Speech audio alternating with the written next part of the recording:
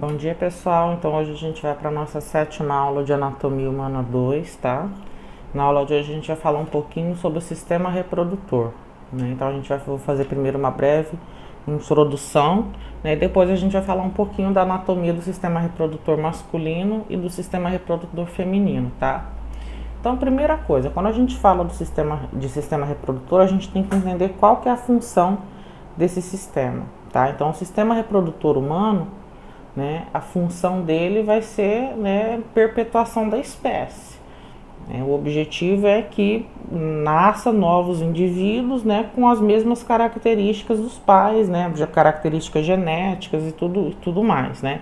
Então, o ser humano ele está classificado, né, como um ser de reprodução sexuada, um organismo vivo de reprodução sexuada. Por quê? Porque ele tem a diferenciação de sexo, né? Existe o sexo masculino e o sexo feminino, né? Então, por esse motivo, vai existir também a troca de material genético entre os indivíduos, né? O pai vai fornecer parte desse material genético e a mãe vai fornecer parte desse material genético, né? Então, a junção do material genético do pai e da mãe, né, do macho e da fêmea, vai formar indivíduos da mesma espécie, né, e vai perpetuar a espécie no planeta, né? Então, através da junção do óvulo e do espermatozoide, que são as duas células reprodutivas, né, você vai criar um novo indivíduo, um novo ser humano, e dessa forma você vai perpetuar a espécie no planeta, tá?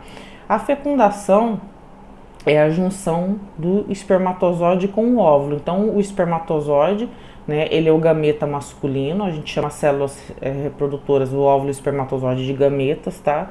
Então, o gameta masculino é o espermatozoide e o gameta feminino é o óvulo. Então, o espermatozoide vai de encontro ao óvulo, fecunda esse óvulo, vai acontecer a junção dos núcleos desses gametas, né? Então, a espécie humana tem um total de 46 cromossomos.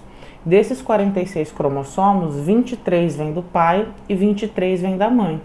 Então, quando acontece a junção desses óvulos, desse óvulo com esse espermatozoide, você tem a somatória novamente desses cromossomos, e aí nós teremos um novo indivíduo com 46 cromossomos novamente, tá? Então, desses 46 cromossomos, 23 vieram do pai e 23 da mãe, tá? Então, vai acontecer, né, a junção desse material genético, acontece a união desses núcleos, né, do óvulo e do espermatozoide, e vai ter a formação da primeira célula chamada de zigoto, que é a célula que vai dar origem a um novo indivíduo, né? Ela vai começar a se multiplicar, né, a se dividir, vai começar o processo de divisão celular, né, e vai formar um novo indivíduo, né, a partir do zigoto, que é a célula que se forma da junção do óvulo e do espermatozoide, tá? Aqui eu tenho um exemplo, né, demonstrando para vocês. Isso vocês viram lá no ensino médio, a gente vai fazer só uma revisão aqui. Então, os gametas, né, masculino e feminino, né, o indivíduo, né, adulto, né, um indivíduo já formado, né, isso não só adulto, né, qualquer ser humano, desde o nascimento, a gente diz que ele é um indivíduo com 46 cromossomos, né? O que é o cromossomo? O cromossomo é uma estrutura que tem dentro do núcleo da célula que carrega o material genético, tá? Que carrega as características físicas do indivíduo, as características genéticas do indivíduo. Então, um ser humano, né, desde o nascimento, né, desde a fecundação, ele tem 46 cromossomos, né? Então, a gente chama essas células de células 2N, né? Então, ele tem um número, né, de 46 cromossomos. Essas células 2Ns, quando elas sofrem o que a gente chama de meiose, né, meiose, o próprio nome está dizendo, meio vai ter uma divisão pela metade, ela vai formar células com 23 cromossomos. Então, que células são essas? Se for o homem, vai formar o espermatozoide com 23 cromossomos. Se for o óvulo, na mulher, vai formar, né, o óvulo com 23 cromossomos. A partir da fecundação, quando acontece a união do espermatozoide com o óvulo, eu tenho novamente uma célula com 46 cromossomos, que é o que a gente chama de célula 2N, e essa célula vai começar os processos de mitose sucessiva. A mitose não divide o número de cromossomos pela metade, só a meiose, tá? Então, uma célula de 46 vai formar células de 23 cromossomos, quer dizer, a metade de 46. A mitose, ela não divide o número de cromossomos, então permanece células com 46 cromossomos aqui. E essas células vão se replicando e vão formando, né, o embrião até dar origem ao feto, né, e aí, a partir daí, a gente já tem um novo ser humano em formação, tá? Essas células N, elas também podem ser chamadas de células haploides, né? Então, células haploides são aquelas que têm apenas um lote, né? Quer dizer, a metade de cromossomos da espécie, né? Então, na mulher, a única célula haploide que existe é o óvulo e no homem, a única célula haploide que existe é o espermatozoide. Todas as outras células são o que a gente chama de células diploide, né? Que são as células 2N, que tem o par de cromossomo homólogo, quer dizer, ela tem o total de cromossomos da espécie, que são 46 cromossomos. Então, todas as células do corpo, né, são células diploide. A única exceção é o óvulo na mulher e o espermatozoide no homem, tá? Então, aqui a gente tem um exemplo. Aqui é um cromossomo masculino, né? Aqui, ó, símbolo masculino, e aqui a gente tem um par de cromossomos femininos, tá? Então, durante a meiose, eu vou ter a formação, aqui ele está mostrando, né, o processo de formação dos espermatozoides, tá? Então, aqui, o homem, ele carrega dois tipos de cromossomos sexuais, o X e o Y. A mulher carrega somente o cromossomo X, tá? Então, quem determina o sexo do bebê é o homem, por conta da presença desse Y aqui. Né? O indivíduo que tem nas suas células o cromossomo Y é sempre do sexo masculino, tá? A mulher não tem cromossomo Y, ela só tem cromossomo X. Então, quando há o processo de meiose, né, que é a divisão desse número de cromossomos aqui pela metade, eu vou ter a formação de dois tipos de espermatozoides. Eu vou ter a formação de espermatozoides X e vou ter a formação de espermatozoides Y. Então, nesse caso, né, eu tenho formação de espermatozoide X e Y. No caso da mulher, eu só tenho a formação, né, o óvulo, ele só carrega o cromossomo X. Então, o que vai acontecer? Se um espermatozoide X fecundar um óvulo, eu vou ter um indivíduo do sexo feminino. Agora, se um espermatozoide Y fecundar um óvulo, eu vou ter descendentes do sexo masculino, porque eu vou ter a presença do cromossomo Y. Então, quem determina o sexo, né, do bebê, no caso, é o espermatozoide que fecundar o óvulo. Se for um espermatozoide X, vai ser um indivíduo do sexo feminino. Se for um espermatozoide Y que fecundar o óvulo, a gente vai ter um indivíduo do sexo masculino, tá? Bom, gente, então aqui a gente tem, né, um esqueminha mostrando como é que é o óvulo e como é que é o espermatozoide, tá? O espermatozoide, ele é bem menor que o óvulo, tá? Ele é bem menor que o óvulo, isso é normal, né? Então o tamanho deles é bem diferente. O óvulo é muito maior do que o espermatozoide. Então o espermatozoide, né, ele tem uma cauda, né, que é um flagelo que ele utiliza para se movimentar e ir de encontro ao óvulo, tá? E tem a região da cabeça. A parte da cabeça é onde fica o núcleo, tá? Que é essa região mais central aqui, e é o núcleo que carrega os cromossomos sexuais.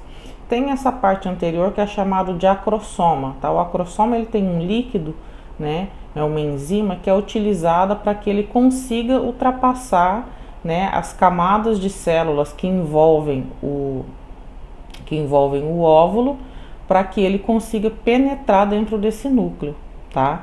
Então, quando o cromossomo ele começa a forçar a parede do óvulo para entrar, né, o acrossoma se rompe e é uma enzima que vai permitindo a passagem desse espermatozoide até ele conseguir penetrar a membrana plasmática do núcleo, do óvulo, a membrana plasmática do óvulo, para ele conseguir penetrar nesse óvulo, tá? Então ele tem essas regiões. As mitocôndrias, elas ficam localizadas aqui entre o flagelo e a cabeça, e a mitocôndria é a parte que utiliza para respiração celular, tá? Então, gente, aqui no óvulo, né, nós temos também, ó, o núcleo, que é onde fica o material genético, né, o citoplasma do óvulo, né, e em volta a gente tem uma região, né, que é composto pela membrana plasmática, tá?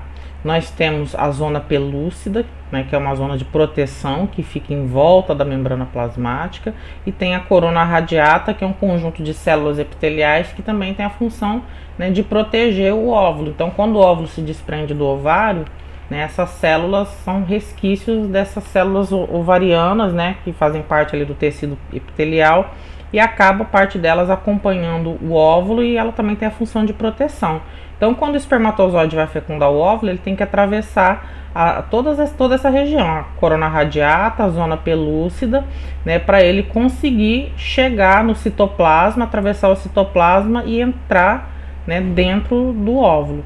Né, atravessar, aliás, o citoplasma não, a membrana plasmática, né, atravessar a membrana plasmática, que é essa membrana que fica em volta da célula, e conseguir entrar dentro do óvulo e fecundar esse óvulo, tá? Então aqui a gente tem, né, mostrando exatamente como é que é o processo de fecundação, né, como é que acontece a fusão do espermatozoide, né, com o óvulo. Então aqui, ó, o espermatozoide ele tem um núcleo, que é onde carrega o material genético, e tem o acrossomo, que é essa enzima que fica localizada bem na parte anterior, né, da cabeça do espermatozoide, tá? Então o espermatozoide, quando ele entra em contato com a corona radiata, o acrossomo ele libera, né, ele libera esse líquido que tem ali dentro e vai fazer com que as paredes da célula elas se degenerem e o espermatozoide ele vai conseguindo entrar. Então observem, ele entra, quando ele entra em contato com a membrana plasmática do óvulo, automaticamente acontece uma reação química e são liberados estruturas chamadas de grânulos corticais, que fazem com que essa membrana do óvulo ela fique impermeável, ela não seja mais penetrada por nenhum outro espermatozoide. É por isso que na fecundação somente um espermatozoide fecunda o óvulo, somente um, sempre um único espermatozoide. É impossível 2 espermatozoides conseguirem penetrar o óvulo, tá? Então sempre apenas um espermatozoide. Então imediatamente quando um dos espermatozoides consegue alcançar a membrana plasmática, acontece essa modificação química. Então esses grânulos corticais, né, eles mudam a membrana plasmática desse óvulo e impede a entrada de outro espermatozoide. Então só vai permitir a entrada desse, né? Então ele está trazendo os 23 cromossomos que são do pai, né, encontra os 23 cromossomos que são da mãe, que estão dentro do óvulo, os núcleos se fundem e formam um novo núcleo, completando um total de 46 cromossomos. Então, nesse momento, quando acontece a fusão dos 2 núcleos do óvulo e do espermatozoide, nós temos o que a gente chama de zigoto ou célula-ovo. É a primeira célula que vai dar origem, né, ao novo ser humano, né, ao novo indivíduo, tá? Então é dessa forma que acontece a fecundação. Aqui a gente tem, né, mostrando o que é um cariótipo. O cariótipo ele é o mapa cromossômico do indivíduo, né? Então nesse caso a gente está mostrando aqui, ó, o cromossomo rosinha veio da mãe, o cromossomo azulzinho vem do pai. Então a gente sempre tem um par de cromossomos, sendo sempre um da mãe e um do pai, né? Então são um total de 46 cromossomos, tá? Então são 23 vindo do pai e 23 vindo da mãe, tá? Então quando é um homem, ele tem o cromossomo Y, que é o cromossomo que determina o sexo masculino. Quando não tem o cromossomo Y, são 2 cromossomos X, nós temos um indivíduo do sexo feminino, tá? Só para vocês observarem aqui como é que é esse cariótipo, né? E aí vocês podem estar se perguntando, pô, professora, mas se só um espermatozoide fecunda o óvulo, como é que nascem os gêmeos? Muitos alunos perguntam isso, tá? Então é bem simples. Nós temos 2 tipos de gêmeos, são os gêmeos idênticos, né? O gêmeo idêntico é aquele que são exatamente iguais e eles sempre são do mesmo sexo, ou são 2 meninos ou são 2 meninas ou mais, né? 3 meninos, 3 meninas, mas é mais comum 2, né? 2 homens, 2 mulheres, eles vão ser sempre do mesmo sexo. Por quê? No caso de gêmeo idêntico, eles são indivíduos, né, que são originados de um mesmo óvulo e de um mesmo espermatozoide, tá? Então, assim, o óvulo e o espermatozoide, eles são fecundados, né? E aí elas vão se dividir e vão formar 2 células. E vai começar o processo de divisão, né? O zigoto começa a dividir. vai formar, né, um cachinho de células, tá?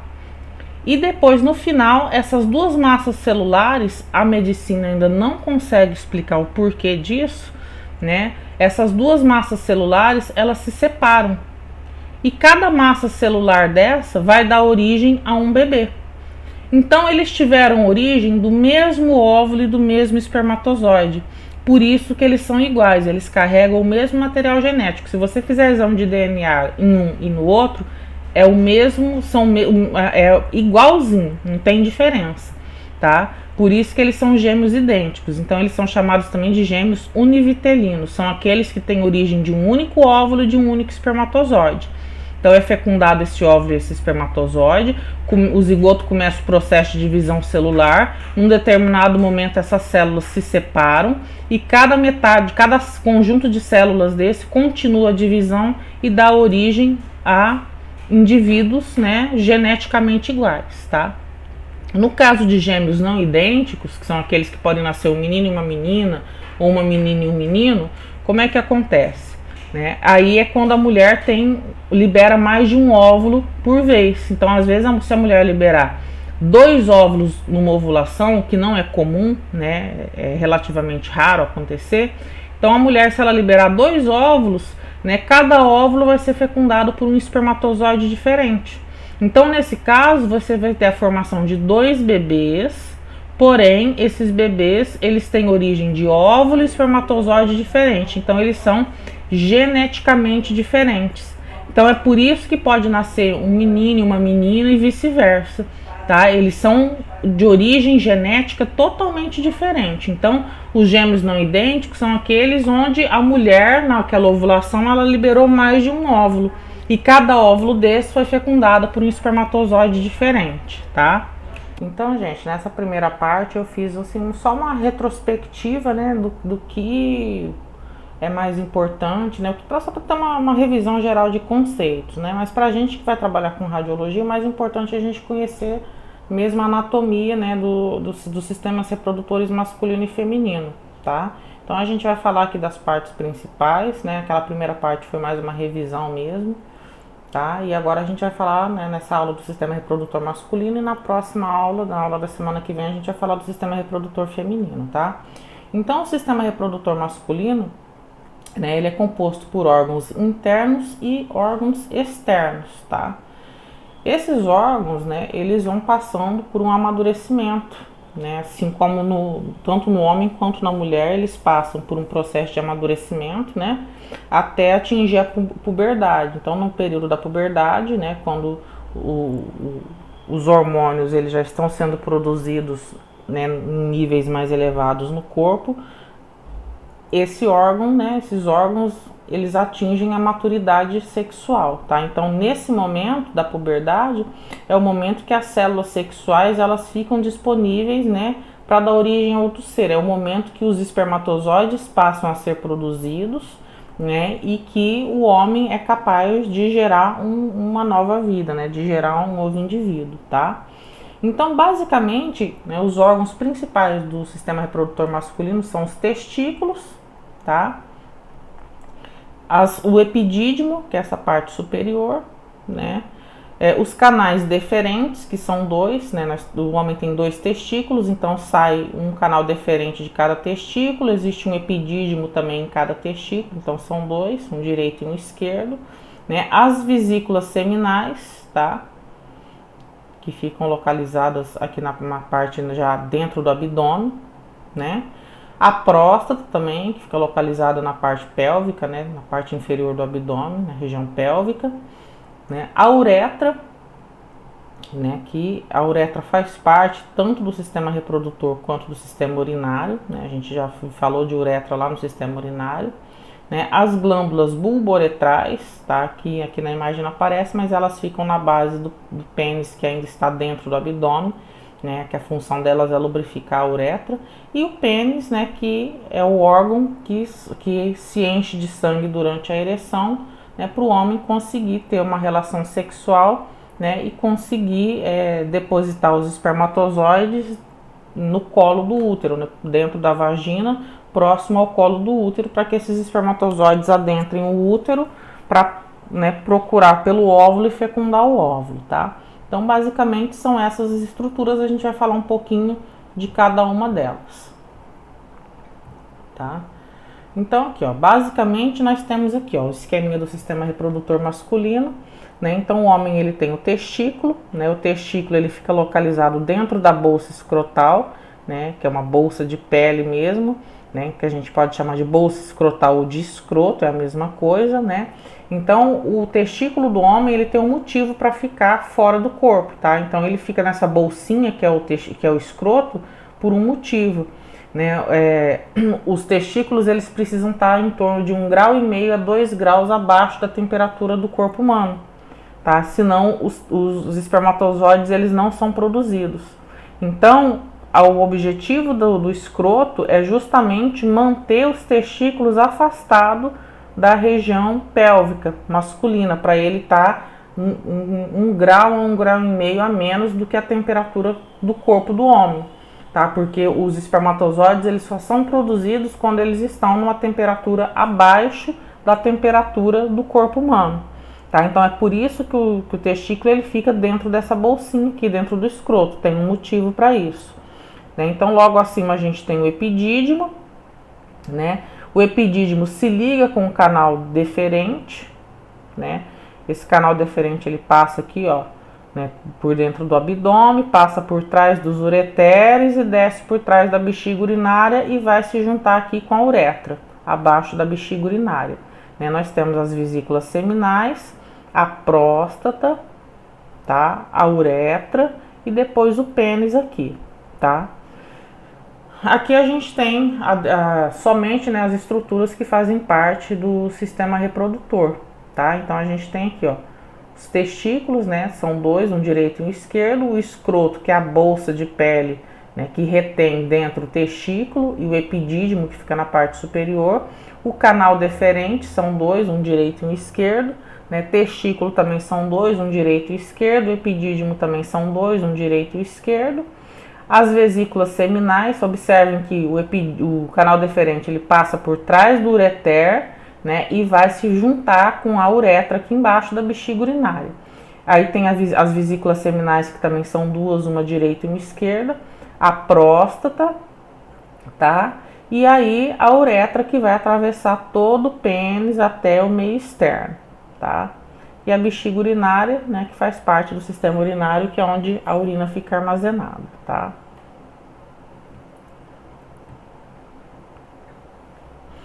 Então, olha só, basicamente, o que são os testículos? Os testículos, eles são glândulas, tá?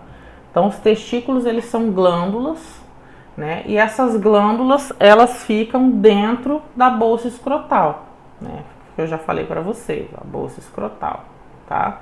Que é aquela pelezinha, né, que armazena o testículo ali dentro. Então, cada testículo, ele é composto por vários tubos bem fininhos que ficam dentro dele, né? São tubos enovelados, chamados de túbulos seminíferos, tá? Esses túbulos seminíferos é justamente o local do testículo onde o espermatozoide é produzido, tá? Então, quando eu falar assim, onde é que o espermatozoide é produzido? Ele é produzido dentro dos tubos seminíferos, que fica dentro dos testículos, tá? Então, o local exato de produção dos espermatozoides é dentro desses tubos seminíferos, tá?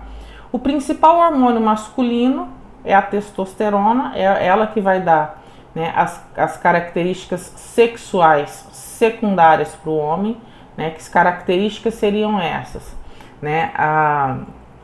Tom de voz, né? A voz mais grave, os pelos no corpo, né? Então, a testosterona, a quantidade de testosterona, ela é responsável por essas características, né? Os pelos, a modificação da voz, né? O formato do corpo masculino, né? Que é diferente do feminino. Então, o que dá essa característica masculina para o homem é a testosterona. A mulher tem testosterona? Tem, mas a quantidade de testosterona que a mulher possui é muito menor que a quantidade de testosterona de um homem, tá? Então é esse hormônio que vai dar as características sexuais chamadas de secundárias, né? Que é a aparência de homem mesmo, tá?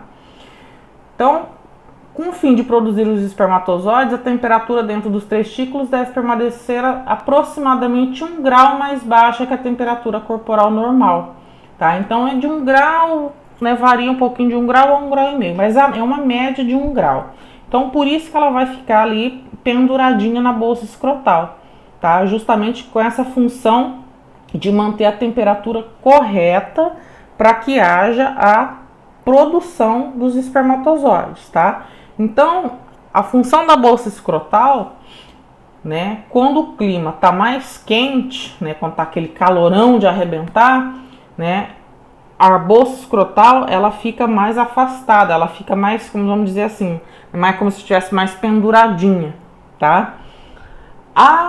Quando tá frio, né, acontece é como se a bolsa escrotal ela se retraísse e puxasse o testículo para mais próximo da cavidade abdominal, né? Então ela faz o controle, a função da bolsa escrotal é fazer esse controle da temperatura do testículo. Se tiver mais calor, ela vai ficar mais relaxada e vai afastar, né, os testículos do corpo. Se tiver mais frio, ela vai puxar, vai se contrair e vai trazer esses testículos para mais próximo do corpo, tá? Então ela tem essa função de afastar o testículo do corpo ou de trazer o testículo para mais próximo do corpo, dependendo da temperatura do ambiente, tá?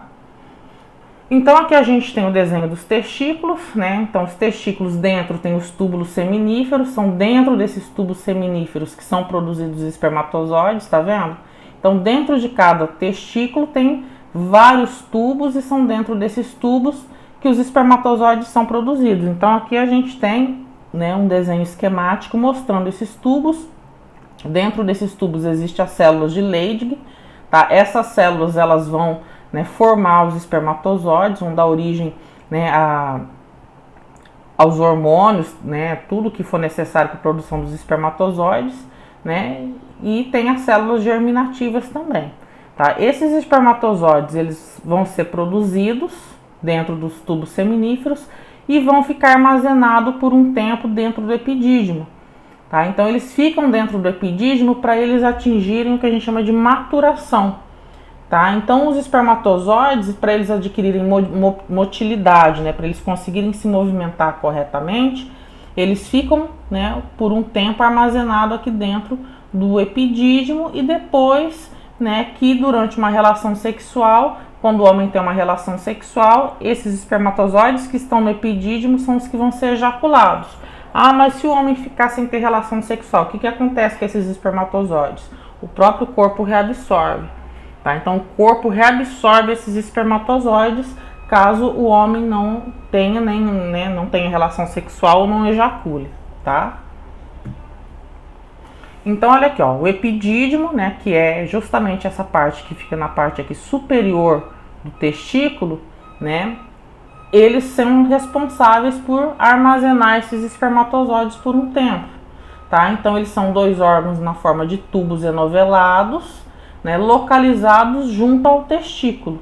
Então os espermatozoides eles podem ficar armazenados ali dentro de 1 a 3 semanas, tá? Então eles ficam armazenados ali dentro.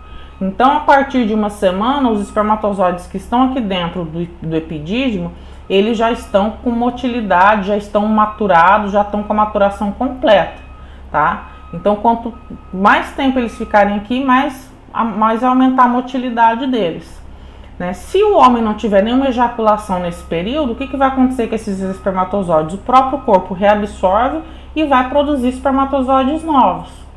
Tá? Então o corpo reabsorve isso tudo e produz novos espermatozoides, tá? O canal deferente ou ducto deferente, né? Ele é um canal formado por uma musculatura lisa, né? E ele tem a função de conduzir os espermatozoides a partir do epidídimo, tá?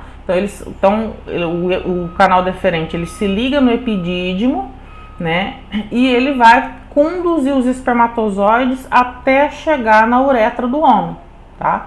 Então, mais ou menos, o tamanho desse canal deferente, ele vai de 30 a 40 centímetros, né? Dependendo, óbvio, da altura do homem, tudo isso tem a ver, né, com a genética do homem, mas a média de 30 a 40 centímetros que esse canal deferente, ele possui, tá? Então ele vai sair do epidídimo e vai se ligar na uretra, tá? Eu vou mostrar aqui no desenho para vocês observarem. Então aqui, ó. Então aqui a gente tem o testículo, o espermatozoide é produzido aqui dentro, tá? Aqui a gente tem o epidídimo, né? E aqui o canal deferente que vai atravessar toda, né, a parte aqui da região pélvica inferior, vai passar por trás dos ureteres e vai se conectar com a uretra aqui, tá? E aí a gente vai ver que existem algumas glândulas, como a vesícula seminal, a próstata, que vai liberar alguns líquidos nesse espermatozoide para formar o que a gente chama de sêmen, tá? As vesículas seminais, gente, elas são glândulas, né? São estruturas que ficam localizadas aqui, logo abaixo da bexiga urinária e conectadas aos dois canais deferentes. Então, tá vendo? Aqui eu tenho o testículo, o epidídimo, que fica na parte superior, que é onde acontece a maturação dos espermatozoides. Então, ó, repetindo, dentro dos testículos eu tenho os tubos seminíferos, onde são produzidos os espermatozoides. Os espermatozoides são produzidos nos testículos e vão ficar armazenados no epidídimo de 1 a 3 semanas para eles passarem por um processo de maturação. Se nesse período o homem não tiver relação sexual ou não ejacular, né, esses espermatozoides vão ser reabsorvidos pelo próprio organismo, tá? Passado esse período, né, durante a ejaculação, os espermatozoides eles vão sair aqui do epidídimo, vão seguir pelo canal deferente, tá? Que é esse canal aqui, que ele passa lá por trás dos ureteres e vão se conectar com a uretra do homem aqui logo abaixo da bexiga urinária, tá? E eu tenho duas vesículas seminais conectadas aos canais deferentes, uma direita e uma esquerda, né? Essas vesículas seminais, elas produzem um líquido, elas secretam um líquido rico em açúcar, que é a frutose. Além de frutose, elas têm outras substâncias, prostaglandinas e proteínas, né?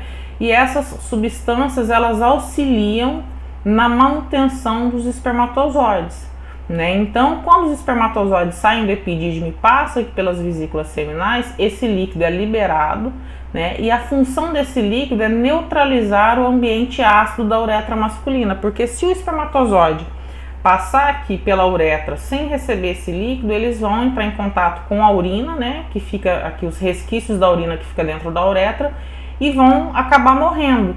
Então, a vesícula seminal, ela secreta esse líquido justamente para proteger os espermatozoides contra a acidez da urina presente na uretra e também para auxiliar, né, na motilidade desses espermatozoides, né, para nutrir esses espermatozoides também, tá? Então, o líquido secretado pelas vesículas seminais, eles constituem 60% do volume do sêmen.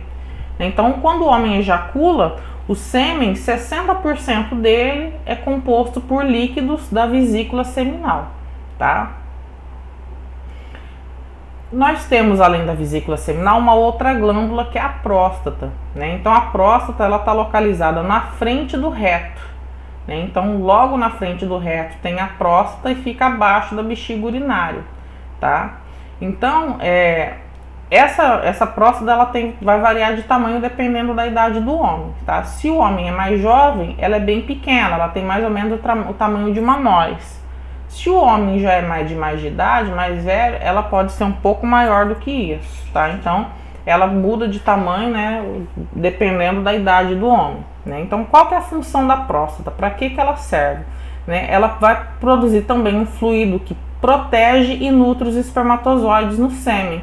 Então, é a vesícula seminal, né, junto com o líquido da próstata que vai formar o volume total do sêmen. Então, do que é composto o sêmen? O sêmen é composto pelos espermatozoides, pelos líquidos da vesícula seminal e pelos líquidos da próstata, tá? Então, esse líquido da próstata torna o sêmen um pouco mais líquido, ele dá uma liquidez maior para o sêmen, né? Então, observem que, né, não é só o espermatozoide que faz parte do sêmen, né? Então, essas glândulas, né, tanto a vesícula seminal quanto a próstata, tem a função de estar produzindo esses líquidos para serem expelidos junto com o espermatozoide, tá?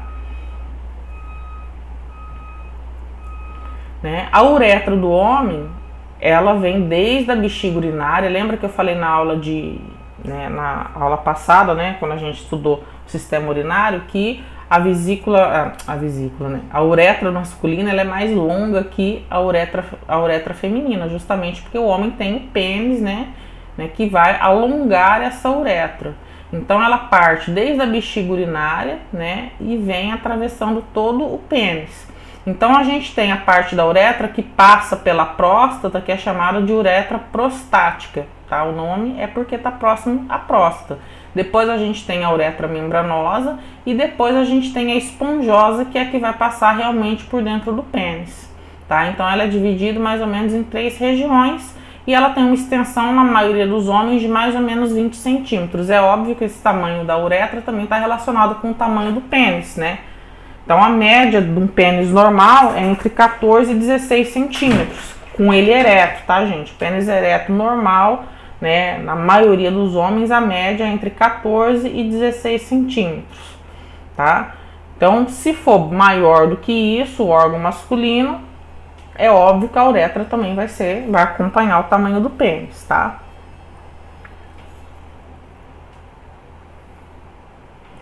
Aqui a gente tem demonstrando, né, as divisões. Então eu tenho aqui a bexiga urinária, a região do trígono, né, que é onde vai se conectar aqui os ureteres. Então os ureteres, eles vêm lá dos rins, se conectam por trás da bexiga, aqui na região do trígono, tá? Aí nós temos aqui a uretra. A próstata, ela tá conectada à uretra, tá? Então a gente tem a parte da uretra prostática, da uretra membranosa e depois da uretra esponjosa, que é a que atravessa todo o pênis, tá? E o orifício externo aqui da uretra. As glândulas bulboretrais, elas estão presentes aqui, ó, no início da uretra membranosa, tá? Essas glândulas, elas secretam um líquido que lubrifica a uretra e neutraliza a acidez da uretra.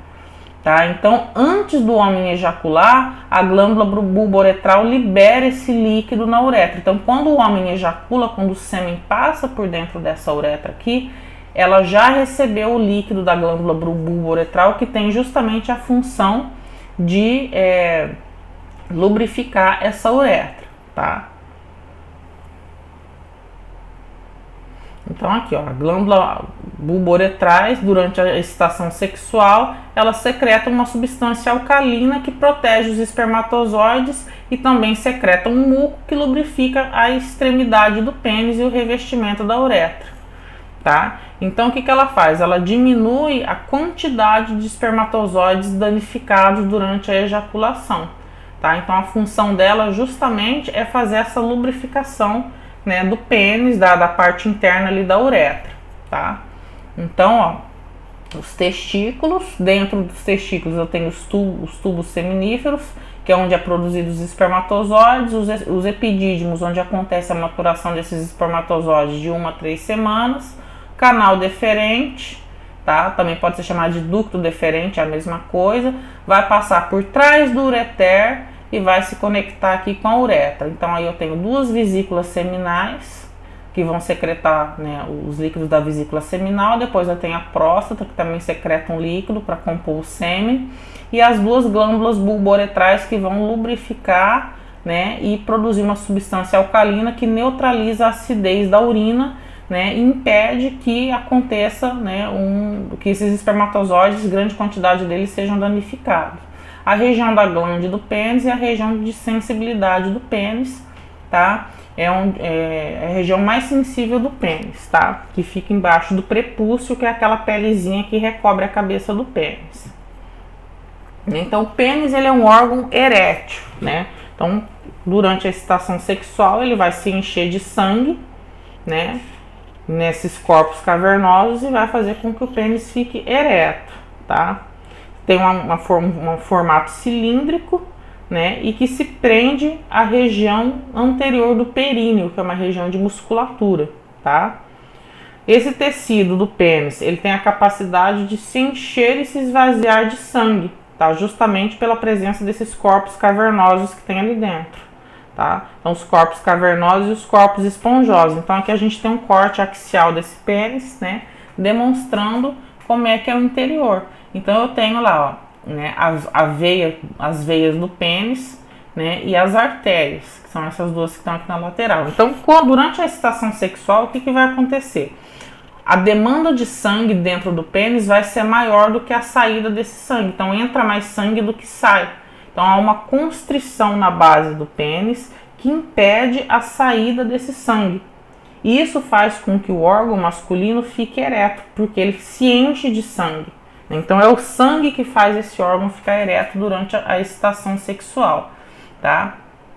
Então essas trabéculas, que são esses espaços aqui, né, eles vão ficar entumecidos, né, vão ficar, né, e se expandem, e o pênis vai ficar ereto por conta do volume de sangue que se enche aqui dentro, tá? Em volta da uretra, que é a uretra, a gente tem o corpo esponjoso, né, e no corpo do pênis a gente tem, né, os corpos chamados de corpos cavernosos, que vão se encher de sangue durante o processo de excitação sexual, durante o período que o pênis estiver ereto, tá?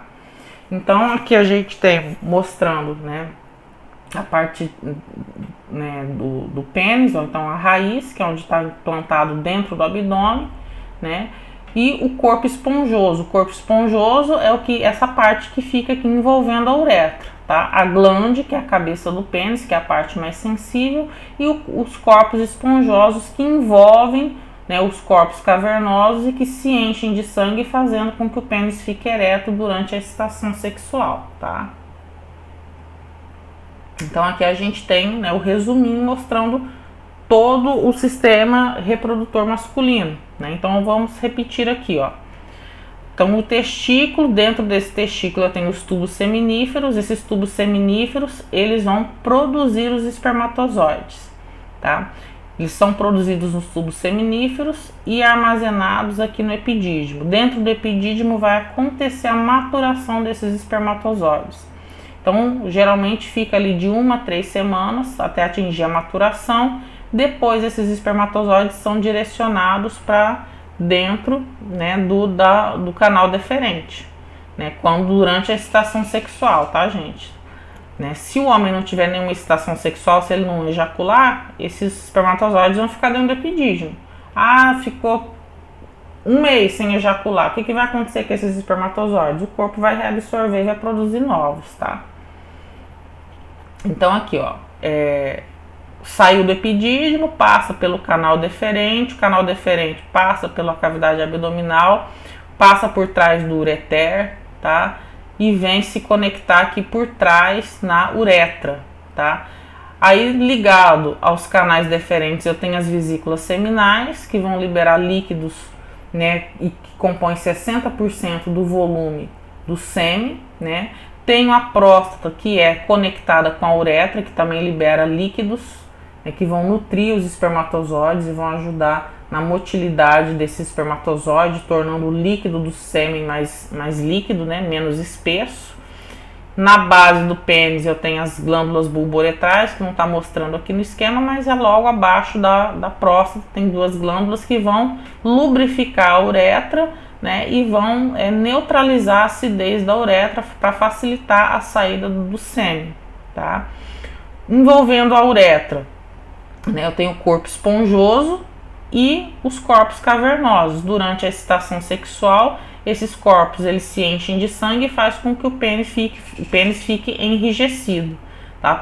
Porque entra mais sangue do que sai, tá? Então o sangue fica preso dentro do pênis e faz com que esse pênis ele fique ereto, tá? Então basicamente, né, é isso. Então observem que a próstata ela fica logo na frente do reto, tá? Então o reto está aqui, ânus está aqui e a próstata está bem na parte anterior, tá? Então, gente, basicamente, né, o que mais importante para vocês que vocês têm que saber, né, são essas estruturas, né? Onde é que é produzido, qual que é a função de cada uma, é relativamente bem simples, não tem muito mistério não, tá? Então, basicamente é isso. Se vocês tiverem alguma dúvida aí, é só me chamar no WhatsApp, tá? Na aula da semana que vem a gente vai falar um pouquinho sobre o sistema reprodutor feminino, tá bom? Grande abraço para vocês, bons estudos!